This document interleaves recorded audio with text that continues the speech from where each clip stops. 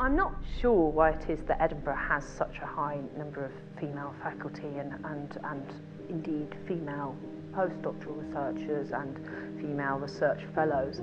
One of the greatest things about this department is because there are such a high proportion of female faculty, it ranges between 20 and even up to 30% at a few times, it becomes less important and we are less prone to the gender bias because you don't need to do it. You just think of scientists as scientists. You don't think of them in terms of their gender.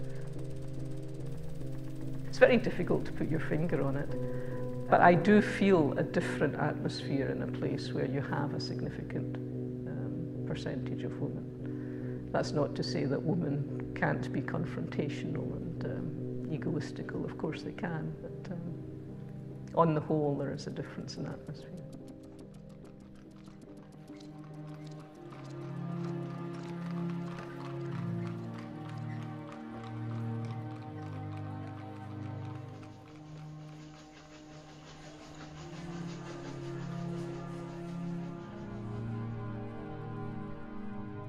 There's still not enough women representation in STEM at all levels, but it gets worse the higher you go up. And when you go to management levels, I think there is a serious disparity. Yeah, the leaky pipeline is this kind of worrying tendency to lose women at various stages on the career path.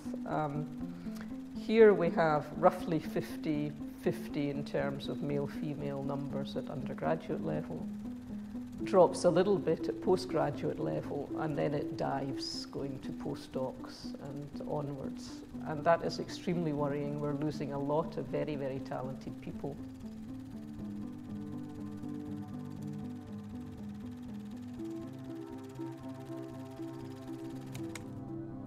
Yeah, I feel that I did, 25 years ago I made the choice between remaining in science and my family. 52% of women who've been trained in STEM come out of it. I'm one of them. On the whole, women still do take more responsibility for looking after children and so on. But again, I think that there are things that can be put in place, improved childcare facilities and so on, that can help with that and can help to achieve an acceptable compromise between the two. The division of responsibilities between husband and wife has changed a lot over the years. When I first had children, it was quite clear that it was my responsibility to cope with the home, everything that was happening there, and the children's things, and not to expect him to have time available for that sort of thing. When the children were small, because I was working part-time, I felt that I was incredibly fortunate. I was able to witness all of their little milestones. But it's meant that my career has progressed much slower than it would have done otherwise. But, life is all about compromises. I wasn't prepared to compromise on raising my children. I don't go out of my way to let people know that I only work at 80%. For the very fact that I don't want them to view me as being any less serious about my intentions in research. I really understood feminism when I had children and also wanted to work. Then it really hits you how hard it is actually to be a female in science.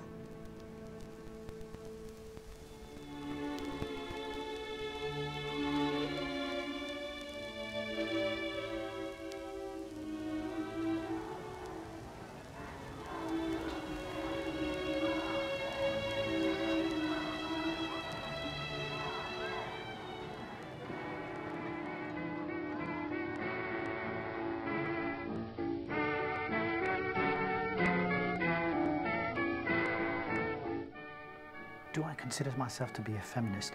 Gosh, that's an interesting question. Yeah. No. No, definitely not. No, I've never thought of myself as a feminist.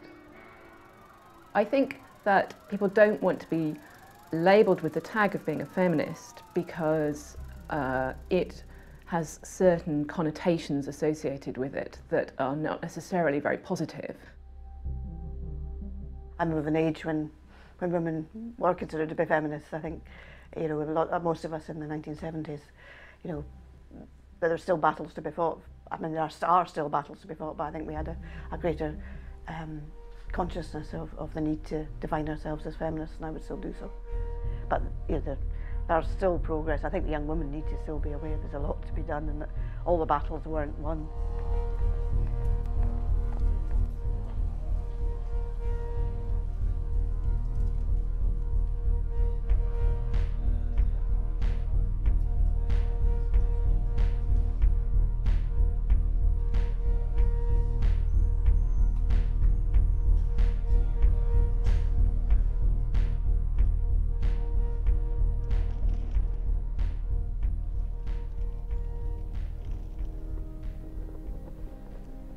The Yale study on subconscious bias was a real shocker.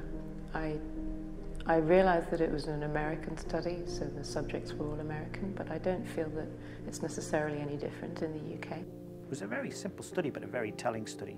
They sent out CVs to people in North American institutions, and the only difference in the CV was the name at the top, a male name or a female name. The contents of the CVs were identical.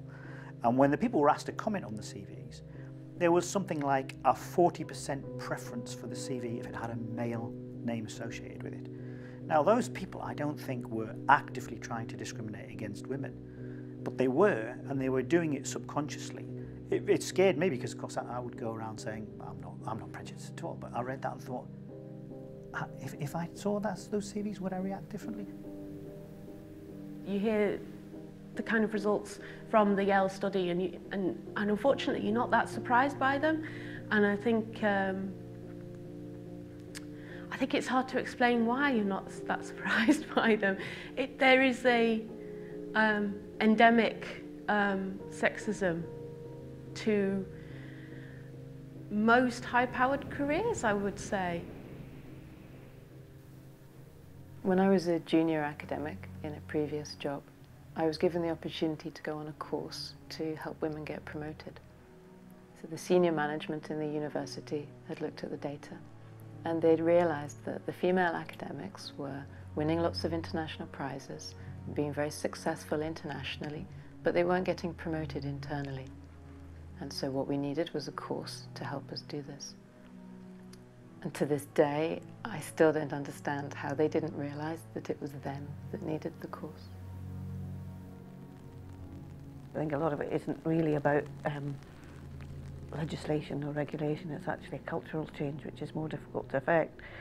And the recognition that this is part of an equalities agenda, really. That you need to have that conversation, which is not just about individuals, it's about the experience of women in general.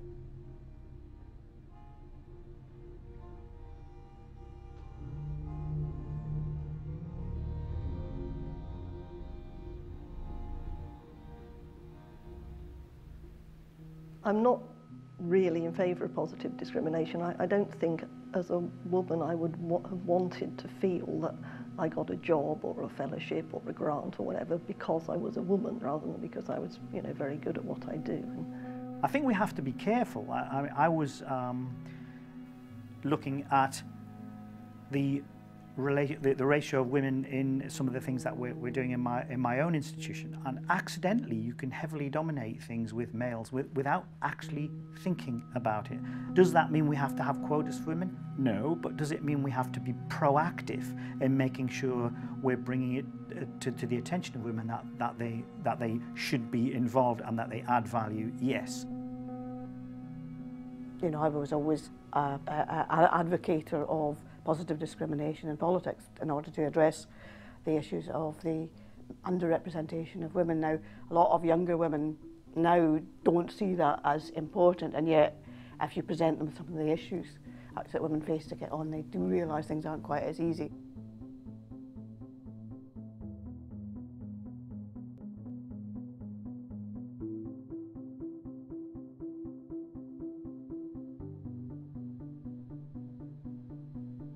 We shouldn't underestimate the signal that Athena Gold sends out. It sends out the message that this school is committed to the Athena agenda, which isn't actually just about women. It's about creating an environment in which all people can thrive. I think it is extremely important that the men in the department have a similar view when it comes to supporting young academics, graduate students, postdocs, regardless of their gender. I think that's extremely important. And I mean, certainly here, our champion for our Athena Swan activities is a male. And I deliberately wanted to have a young male doing that job to make it clear that it wasn't just about women, that it was about really improving conditions for everybody. I know, for example, the Scottish Government equalities is somehow lumped in with health, but it's not. You know, health is such a big portfolio that equalities is going to get pretty much lost in there, and I think there's probably a need for equalities issues to take a higher profile at a governmental level. Then I think actually it is also about challenging, still about challenging the media about the sort of stereotypes which surround women more generally, and surround science.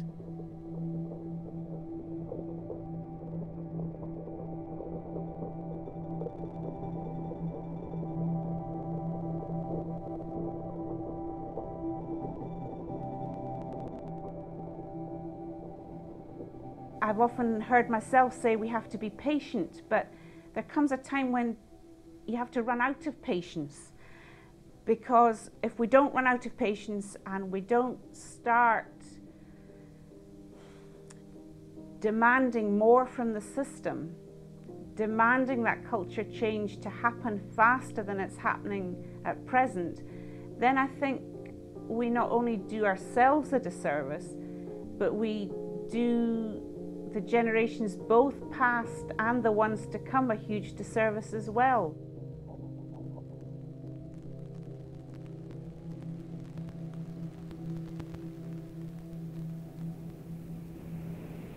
If we're unwilling to define ourselves as feminists, we need to replace the word with something more palatable. The concept of equality is no less relevant today.